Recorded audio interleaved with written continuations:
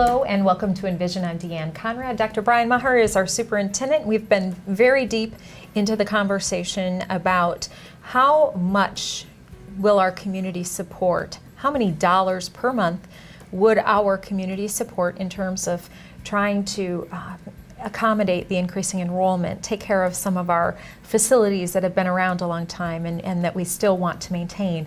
And it's a very complicated process that I'm sure if anybody wanted to know more detail, we'd send them down to Todd Veek, our business manager.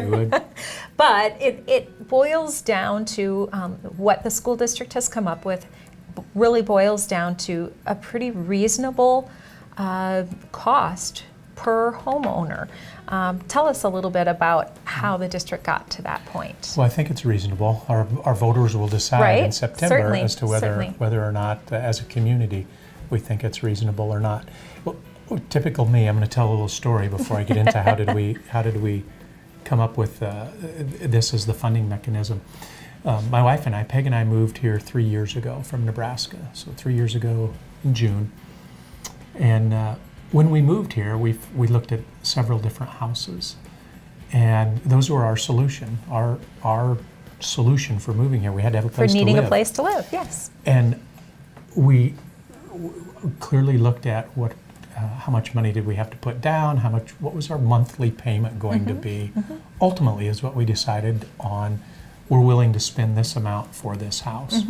Really, if you take that now and you think about that same mindset, that's where we are now as a community.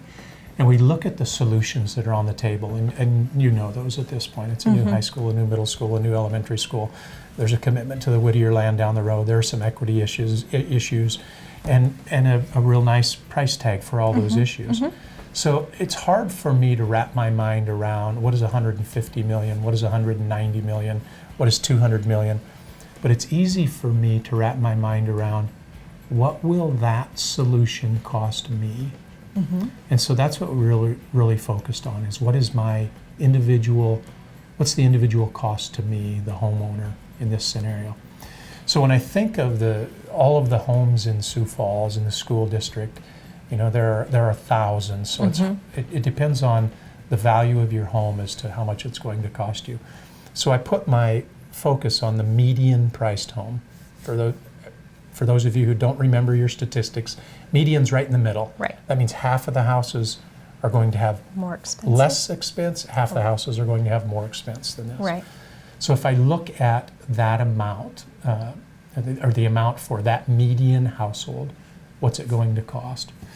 And the answer is, for all of those things I described, high school, middle school, elementary school, and a lot of other stuff, $2 a month. So is that a reasonable cost or not? Clearly the task force thought so, the Board of Education thinks so, as the superintendent, I hope so. As a community, we'll decide whether or not that is or not. And really, if you want to break it down even further, if you figure out the value of your home, let's say your home is $100,000. It's about $1.07 a month. Let's say your home is $500,000. What's $1.07 times 5, or $5.35 a month? Right. So, $500,000, you probably, I don't know for sure, but you probably have 90% of the homes in the area that for $5 a month or less, you're going to be able to get a new high school, a new middle school, a new elementary school, a commitment to the core of our communities, a community, and really some equity issues for what I hope the community decides is a reasonable expense. Okay, so that dollar amount, arguably, it seems like a reasonable amount to those of us who've been involved in the plan. But again, the community will decide that in an election. But the point is, in that election, we need participation. Right. We've said all along, this is a community process, and it needs to be a community solution, not a solution just for one part of town or another part of town, but one that we all either stand behind or decide is not going to float. Right. One of the nice things I like about the solution is that it'll have an impact on all of our elementary schools. It'll have an impact on all of our middle schools, and it will have an impact on all of our high schools. So this is a solution. While your particular building, you may not see improvements, and maybe you will, maybe you won't, but your building will be impacted because we have another building in that grade level. And Right.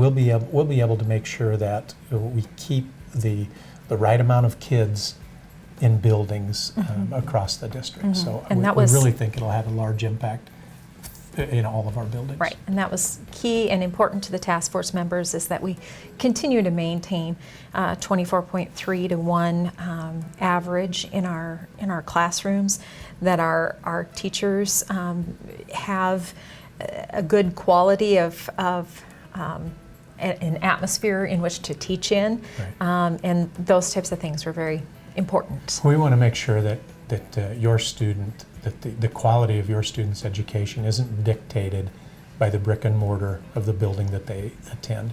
We want to make sure that all of our buildings are in great repair if they're existing buildings, or will be model buildings of the future if they're going to be brand new buildings. And if there are brand new buildings, you'll probably see much of the same of what we've had before in terms of look and style, not anticipating any far out new age design or anything like that. I think one of the things that happened in 1997, the last time we ran a bond issue in the school district, was that there was equity provided across the district, whether you were at an elementary school, a middle school, or a high school.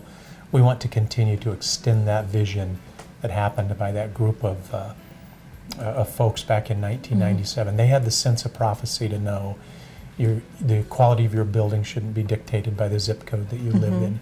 We want to make sure that that continues for a good long time. Right. So, again, a solution that brings us to the median home owner of about $182,000, $185,000 would be about $26, $24 a year. Yeah. So there's lots of information out there for you to find the price of your home and what the tax implication would be, and then bring your thoughts to the polls with you in September, and we certainly want to hear from our community on this topic. Thanks for joining us today on Envision.